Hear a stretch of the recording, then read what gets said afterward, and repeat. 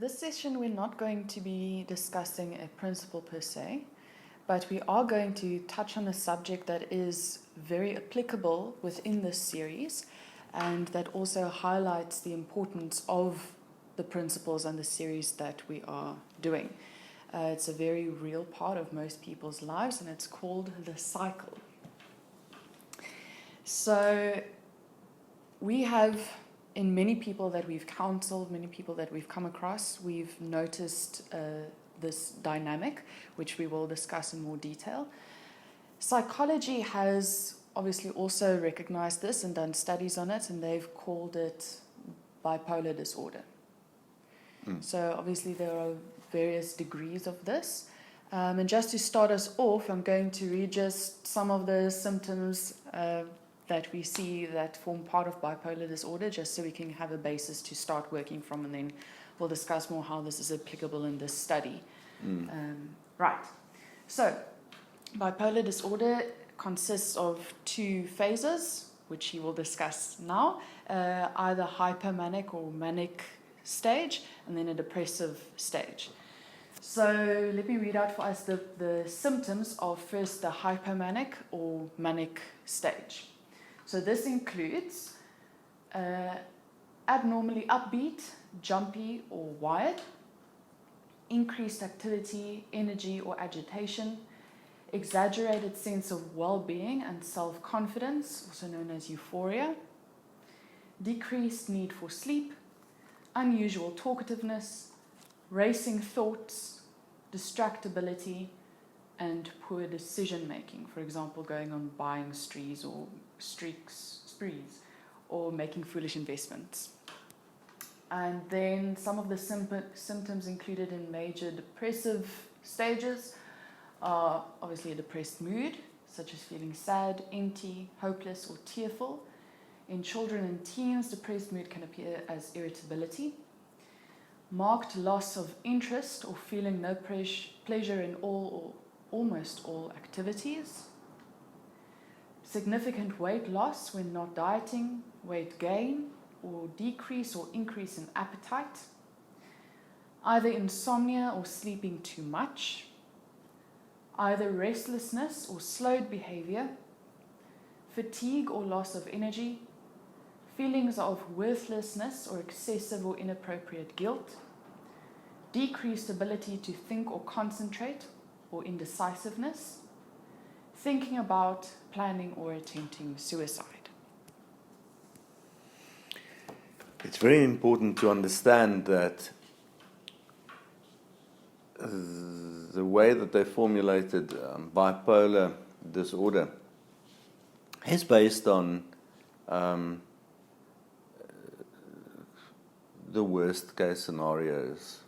Yes. Yet, over many years of counseling people and walking a road with people, I've come to understand that people that are not bipolar exhibit very often a cycle, and looking at what science or psychology has formulated as the bipolar disorder can help us in walking a road with people identify some of these aspects in our cycles. Now let's get down to the reality. We're not talking about bipolar. No. We are talking about, in actuality, the clash between the old man and the new man on the inside. Let's go back to the teaching that has been released just before this. It's on the principle of single-mindedness. In the teaching, we're looking at double-mindedness. In it, the scripture says that a double-minded person is unstable in all his ways. And in the teaching, we discuss the reality that double-mindedness is caused by a double set of priorities, a double set of standards. And in reality, double-mindedness means that we are dealing with two of ourselves, two people on the inside. and it's both me, and I want two different things. I have two sets of motivations, and this is very often the cause of the cycle. It's not that strange. We have a duality, Yes. and we accept the duality. I am Specifically raised spirit-filled. in Messiah, and I am existing in eternity in Messiah, and that person has been fully sanctified and is holy, renewed in all knowledge, and restored to his image. Yet at the same time, I'm also still in the flesh, and I am being sanctified. And I am walking out a process of renewing and overcoming. In the outworking of that process, obviously there's going to be a clash between who I used to be, what used to be true, and who I am becoming, and what is ultimately eternally true. On my inside, I'm busy making changes. I'm busy substituting or replacing the information that I used to have, the standards I used to have, the desires I used to have, the motivations I used to have. I'm replacing it with that which is godly, which is in line with God's perfect will and His Word. So we are busy in a process of renewal, we know that. It's a logical, sensible deduction to make that there's going to be a disparity between who I used to be and who I am becoming. This often will have developed over a long period of time in many people as a type of a cycle. Yes. It's at this point that I want to make it clear that for many of those that we have walked with that have had to deal with the cycles in their lives, to whatever degree that was necessary, that this teaching is not about any individual. No. It's a matter of fact. I would say that 9 out of 10 people that I get to know and get to walk a road with has some form of the cycle in their lives. For some people it doesn't seem harmful, they're not able to identify that change is needed, but from where I'm standing I can see them resetting on a regular basis, and they start doing things that they've already done before. You see them and they launch into a topic that has been discussed. Yes. They say the same things over and over. It's like something in their minds reset. Yes. And I often look at people and I go, how do you not know? How do you not realize? How are people so incapable of seeing their behavior as being repetitive? We're not talking about a healthy, repetitive behavior. You walk long enough with people, you realize that the person, the first time that you encounter the person dealing with a certain aspect of their lives, it might seem that this person is now finally dealing with something important, something big, something that needs to be dealt with. And you walk a road through it and they come to some kind of result or conclusion. And then, surprise, surprise, a month later, the person starts dealing with the aspect of their lives or their history or their past that they've already dealt with. They start dealing with it again. And usually, and this is where, the negative part of it comes in, it's usually not progressive. No. So there is an aspect of our lives where we overcome and then overcome again, but usually there's a progressive aspect to it. So we deal with things in stages and then we progress. But in this kind of behavior, what we notice, and this is what you said, is there's a type of a reset. So anything that starts being dealt with again, that has been dealt with, it's not in a progressive way. it gets dealt with again from scratch, from point zero. That's And it. everything has to be considered again anew. And Mm. that's where the unhealthy part comes in that we've noticed. So we're connecting it with some aspects of bipolar, but we have to make it clear we're not talking about bipolar. No. But we are talking about a cyclic event in people's lives, and this impacts their discipleship, it impacts their growth, it impacts their relationships, and it has an emotional effect on the person themselves. There's a Yes. roller coaster effect. So we're going to stop and ask everybody to take note of a point. The point we're making is there's a reset. So it's not that we are dealing with something and we're progressing and we started at point A and we've worked through and we're at point D now, and we pick it up at point D when we start dealing with something again, and then we're going to continue. There's continuance and progression. No, we're talking about when there's a complete reset back to point A. But this is what's very interesting. The person that is exhibiting the behavior, for some reason, seem to be completely unable to acknowledge and identify the fact that they have done this, that they are doing it again. Yes. For some reason, people insist that this is not true, they're not doing it again. What they want to talk about and what they are dealing with is valid, completely valid. And so we're going to run through, not necessarily in any order, but run through some of the reoccurring symptoms that we have seen in several people, many people over the years. And because we have observed the same behaviors, we could start to formulate. In the beginning, first few years, I would see it happening, but I didn't understand what I was looking at. But then I started seeing that most people exhibit these same behaviors to some degree. Some in the extreme and some lesser so.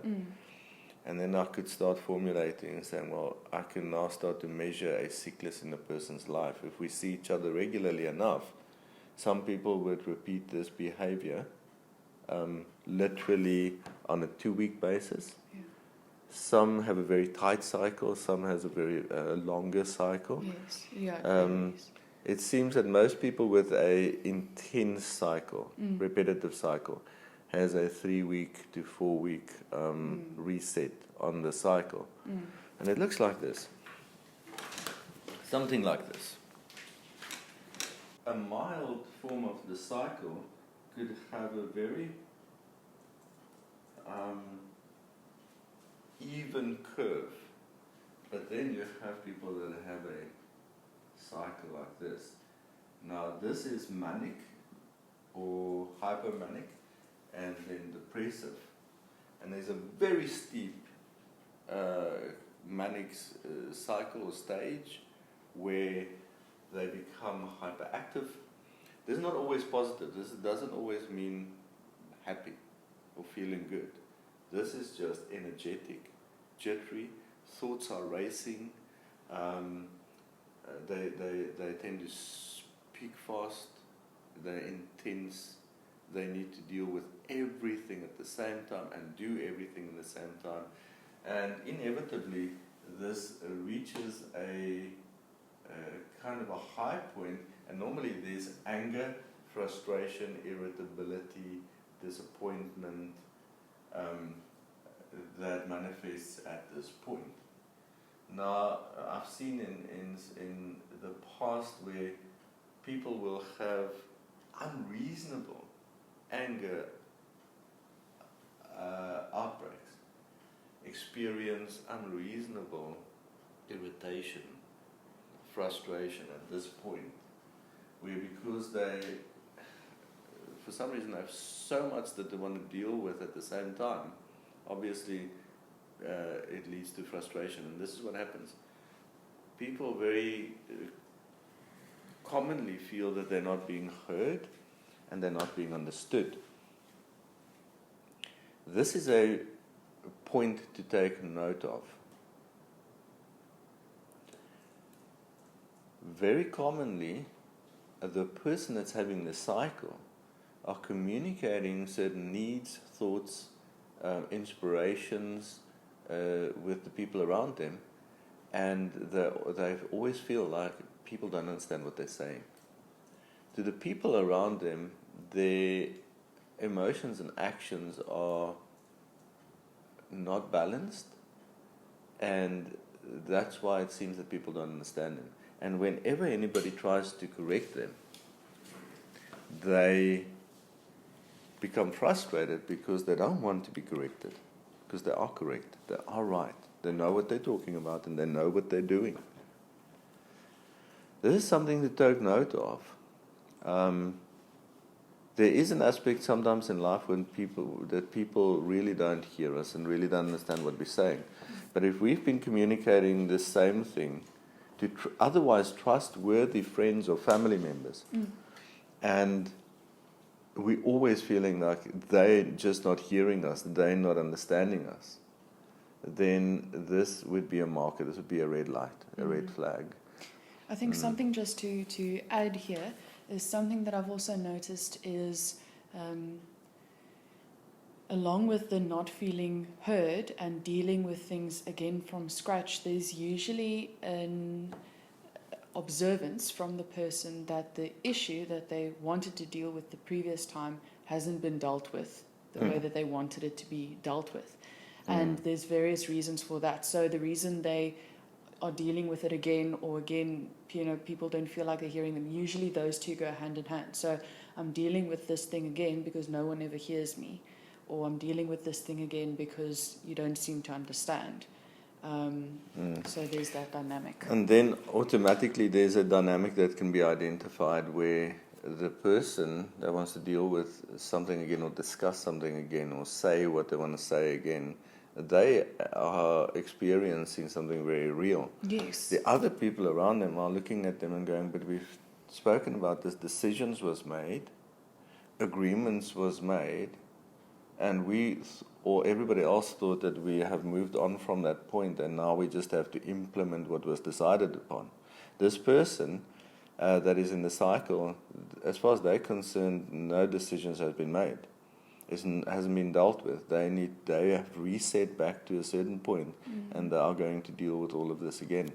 Now, from the perspective of the leadership in this ministry, we have an agreement that we are going to walk out a road of repentance, and we are going to implement principles. It takes time, discipline, and devotion to implement all the principles. Yes. And we believe that as the principles are adhered to, as the principles are established, it will actually become impossible for a person to reset back to the same point. So in order to reset, the person with the cycle, that's in the cycle, have to literally, eventually, over time, have to make the decision to be disobedient. They have to make the decision that I'm going to do what I want to do, what I will to do, what I have to do right now, although I know that I'm going to have to ignore all the agreements, ignore all the principles, but I want to do it. And this is a very specific dynamic. Is the next step is normally, like a signs that we see, is the person says the same things over and over. The way they verbalize their thoughts, their needs, the important aspects that they want to discuss or deal with, they verbalize in exactly the same thing every time they have a cycle.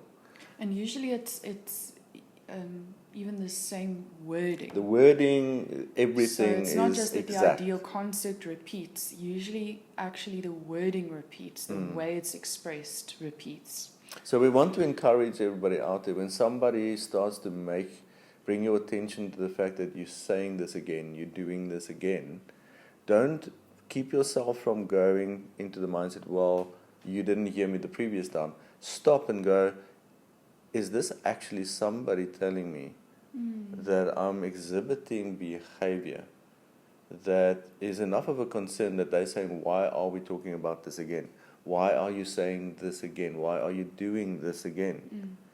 You see, the long-term outworking would be that people around such a person would eventually just stop communicating with them on certain aspects. They would just start to ignore, and people around such people will start to share their own vulnerabilities and emotions with such a person, because that person will eventually be perceived to be untrustworthy.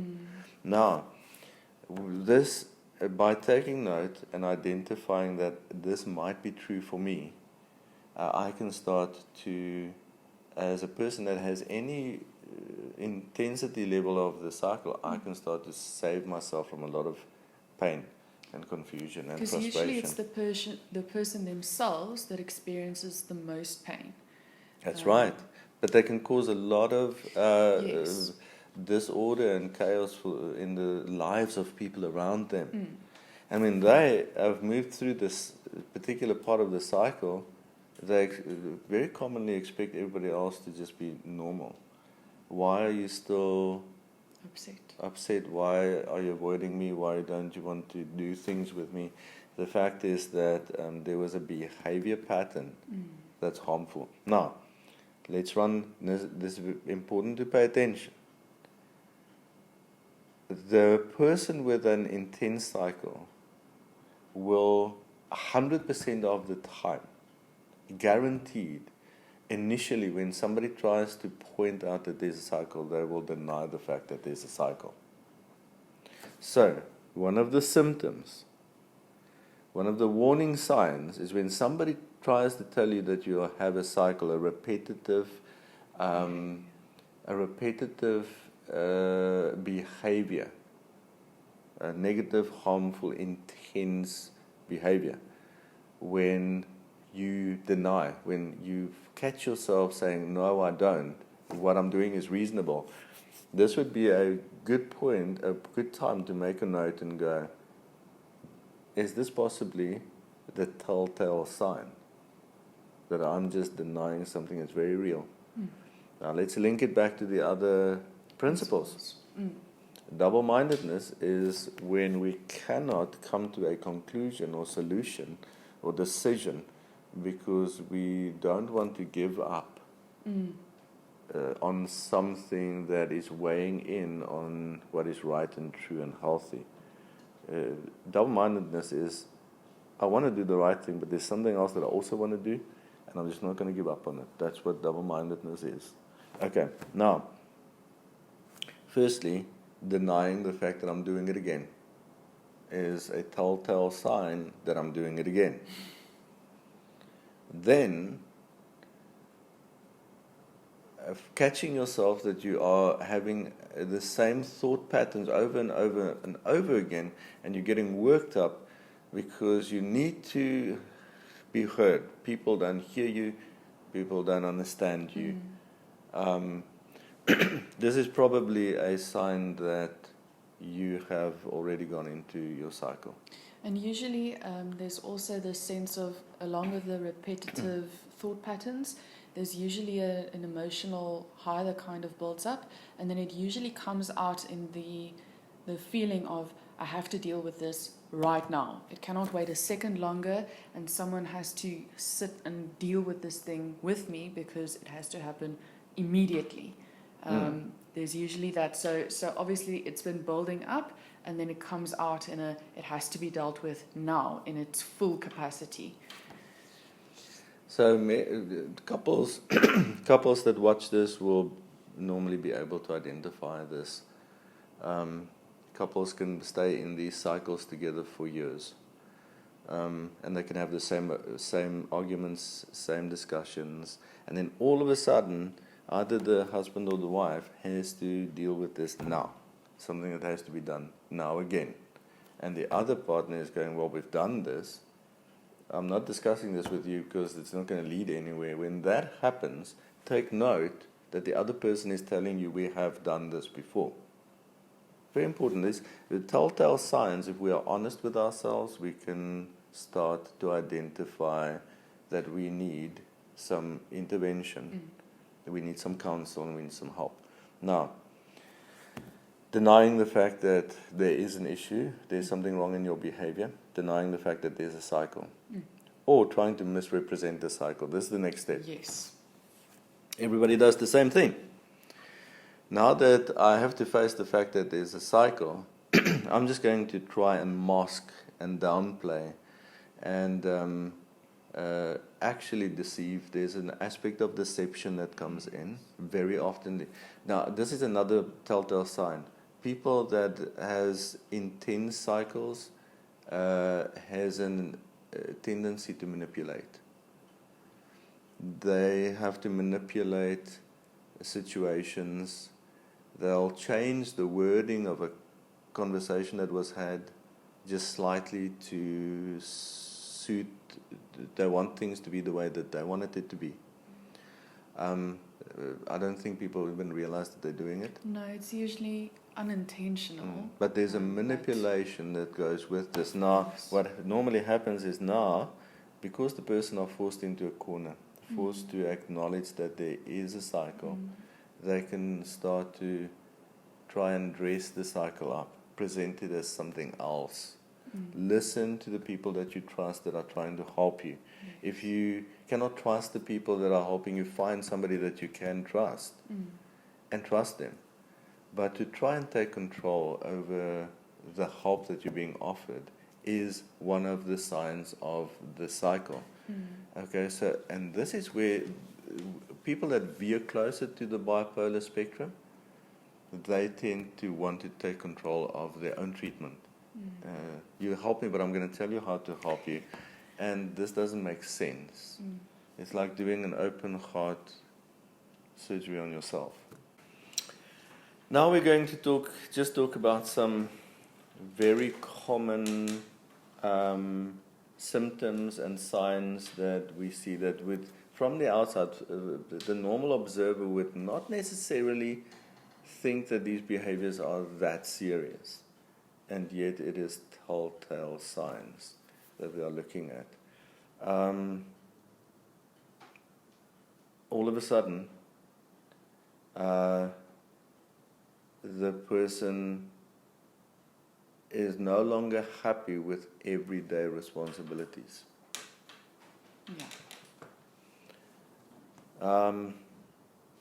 The person complains about everything that they actually have taken on as responsibilities themselves.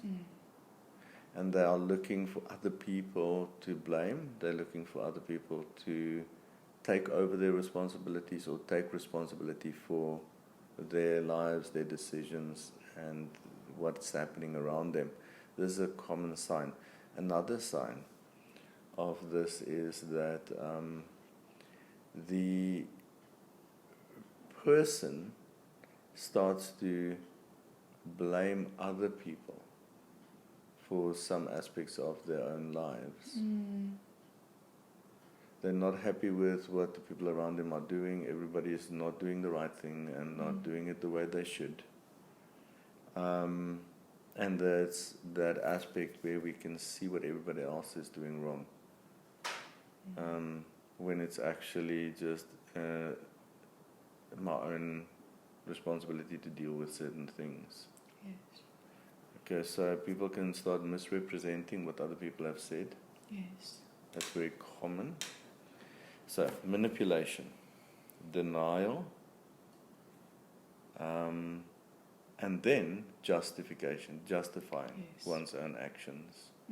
So very often, and this has happened over the years with many people that are not even in this ministry anymore, but I've seen it over and over, very often people would do the wrong thing and then try and disguise and justify the fact that what they did wasn't wrong.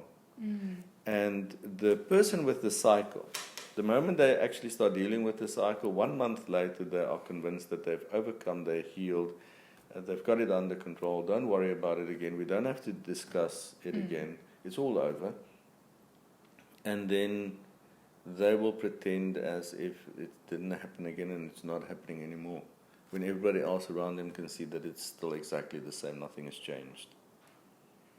Okay, now, principles. Turning your back on yourself. In other words, when a person has to talk about the things that they know they should not be talking about, this is probably part of the cycle. And people can identify this. It's just one of those easy signs to identify. I know fair well that I have confessed this is wrong. I have been repenting of it, but I'm just going to do it this once. And we will justify why I can do it this once. Because I'm in a really good mood, so I'm just going to do it one more time. And then the manipulation comes in, and we try and dress it up, we try and hide it. Let's just be honest. The people around you are not buying it. Okay, they're just avoiding dealing with the issue. Okay, so what are we missing? Let's go back to that list. I just quickly want to check the others. So this is still just some of the manic behaviors. No. Okay. Upbeat, jumpy, wired, increased activity, energy, or agitation. Now there's normal levels of this. Having these signs doesn't mean there's a cycle. No. But when people around you start going, so-and-so came out of her room this morning, and it is, we've got to be careful. When the person actually is having the best day, they're going to start cleaning out the cupboards, mow the lawn, and paint the house. They're thinking it's great, they are full of energy and they're having a great day, but the people around them are going, I'm going to work late tonight, and the kids don't want to come home from school. That's when you know. Okay. Now, euphoria, exaggerated sense of well-being and self-confidence. How do you identify this? When you have to go see people to tell them how well you're doing. When you have to contact, phone, leave messages, send long WhatsApp messages to tell people how well you're doing, it's probably a warning sign. People that are doing well generally don't need to tell anybody they're doing well. It doesn't seem like something harmful, but it's something that we see exhibited very often. There's an aspect of religion that tends to go hand in hand with this. It's a miracle they've taken it off the list. It used to be on the list. Very badly bipolar people are always very religious. It used to be one of the symptomatic things on the list. It's when they start having huge revelation out of the Word. God is showing them things, talking to them, but it's not in line with something that's been an ongoing part of their road. It's all of a sudden, and it doesn't continue. But they can do the same thing over and over at times. When the people around you are not responding to you being a prophet, and you're exhibiting all the other symptoms, it's probably a good idea to question that part as well, as part of the signs. Unusual talkativeness. There's times when we just experiencing a nice upbeat time. That's normal. That's not a cycle. Yeah, we're not saying if you experience some of these symptoms sometimes that it's definitely a cycle. We're talking about a repetitive kind of behavior. But when the thoughts are racing and you don't have control over it, and the thoughts are racing to such a degree that you talk and talk and talk, and you talk fast and you talk a lot, and the people around you seem to glaze over, and you're going like, why aren't you understanding why it's so important what I'm telling you?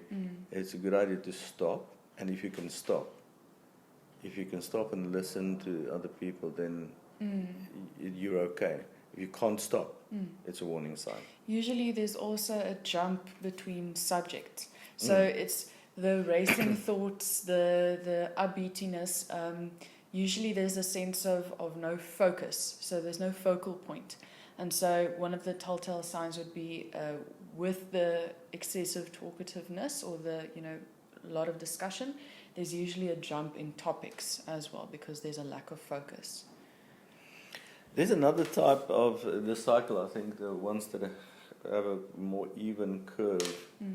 I don't think it's always harmful. It doesn't necessarily have to be corrected, but some people you will see that they have a a new focal point from time to time. It's like you talk to them this month, there's a focal point. This is the most important thing that can happen right now. It's of utmost importance. They're working on it. They're focused on it. This is the other side of the coin, where people can really be productive, and a lot of good things can come out of it. But then the next time you talk to them, there's something new. That's true. A new focus. Something new that is this is the thing. And from another person's perspective, you hearing this person say, this is what the world needs, this is what has to happen in my family, this is what has to happen in my world, and you're going like, this is not new. But the person can actually bring benefit to other people because they get so focused on it, and they sometimes do complete the tasks. But it's that cycle where one thing has to go to the next thing, to the next thing, to the next thing. And if these are marked by depressive times within the cycle, in other words, focusing, working, productive, and I'm doing this because I have to avoid the fact that there's going to be a depressive moment. Stage, yeah. All of a sudden a person feels unworthy, not valued, they have to repent, they're seeing everything that's wrong and they have to fix it, and they get depressed and they feel like they're not doing great and they're not really achieving what they wanted to. And then to avoid the depressive stage, they go to the next big thing. This is also, it's not as common, but it's also type of the cycle. Whenever there's marked highs and marked lows. Now please refer to the teachings we've done on the baseline. Yes. This is, if you suspect that you have any form of the cycle, study the teaching on the baseline until you understand it. Put sticky notes on your mirrors, make notes in your cupboard doors, baseline, baseline, baseline. A lot of people that didn't have a bipolar type cycle but still had a cycle, pulled out of the cycle by focusing on the baseline. Yes, that's true. So that teaching is available. Please have a look at it. Any of the symptoms that we didn't touch on? It's usually pretty simple. They say the same things over and over. They deal with things that they had dealt with before, do things that they do before. There's they usually lose, a pattern. there's an irritability with normal everyday things. Yes, all of a sudden. So the mother of a family all of a sudden hates cooking the meals. She doesn't want to cook meals anymore. And everybody else is going, well, how do you not, you love cooking. Why do you all of a sudden hate cooking? And the fact is that this could just be a vital sign. A running away behavior, that's the sign we missed. The person wants to run away from everybody and everything because nobody loves them, nobody accepts them. They just the one that's bringing everybody down and they're not doing well, and so they'll rather help everybody around them by leaving, but they never leave. Now, if this is a behavior that you can identify, if you have in the past more than 2 or 3 times told people you're going to leave but you never leave, it's a vital warning sign. Something is very wrong and you need to pay attention to it and you need to see someone about it. Okay. When you know you're doing the wrong thing and you will justify it actively to yourself and to others, and then cover it up by telling everybody that was involved 2 days later, look, I fixed it, I'm sorry, I know that I've done wrong, I understand it, don't worry about it, don't talk to me about it because I don't want to deal with it, then it's probably going to happen again. I think those are all the And it can be something big as signs. simple as, I know I shouldn't entertain this thought, but the discomfort is real or it's justifiable because it has to be dealt with. So I need to let my mind just process through it. So I'm going to think it and then it will be over, when really, it's not going to be over. Those kind of things. It can start with something small like that. There's normally an avoidance at times, trying to avoid accountability, authority, or manipulated. And so we want to end off this little talk, because this is a very important part of why we need the principles, Yes. why we need to bring order, why we need to overcome. All of us are going to overcome in different ways. Yes. If we have a flatline cycle, like most people will have, 9 out of 10 people will have some sort of cycle. We just have to start monitoring that we don't reset Yes. on a regular basis and we talk about the same things again. We have to take note when we're telling other people something again and again that we have told them before. Okay? Unless you're just telling your children to clean their room. But, when you're having a conversation and you are launching in an uncontrollable way into a type of behavioral communication that is repetitive, ask people around you if you have any inkling that this might be true for you. Ask people around you. Tell me if I'm doing this. Be honest with me. Help me. It's more harmful to ignore it or to try and hide it. Okay, so there's a flatline cycle that a lot of people have. Now, a cycle is this, just to close this off. The cycle is when we reset, we have a behavior, a point of concern, anxiety, worry, fear behavior, anger behavior, irritable behavior. And we're there. We've gone through a curve of manic, positive, depressive, and we reset all the way back and we start all over again. And we do it again, and we reset back and we do it again, and we reset back and we do it again, and we reset back and we do it again. When we exhibit the same behaviors over and over, then that's part of a cycle. It's normally focused on 3 to 5 main aspects or points in a person's life. Listen carefully. The person will find themselves talking about family members. All of a sudden, their family member is the focal point. Okay. Or the friend. Or the friend. There's 3 to 5 people that has to be now focused on, discussed, fixed, worried about, faffed about, rebuked, corrected, whatever. But it's always going back to the same thing. Okay. We get triggered by the same people in the same way, and this triggers a cycle to happen. These are signs. So we have to identify the 5 or so things that always form part of our cycle. A cycle that's not even a bipolar cycle could simply be, I used to talk about my work all the time and complain about my boss all the time. I went through a period where I really realized this wasn't healthy, it wasn't who I was and what I wanted to do. And for a while, I was doing well.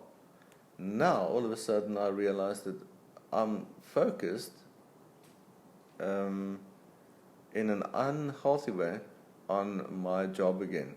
It's all I talk about, all I want to talk about, and I want to complain about it. That's a form of a cycle. And we want to immediately check if any of the other symptoms are also there. Yes. Any of the other signs are there.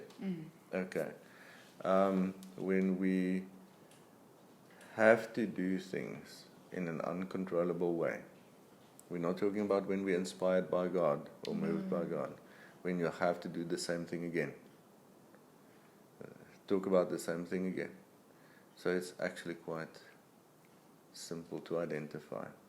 It normally goes together with, pay attention, double-mindedness and an unwillingness to take responsibility, unwillingness to make decisions. Yes. One of the signs is that we want other people to partner with us in making decisions.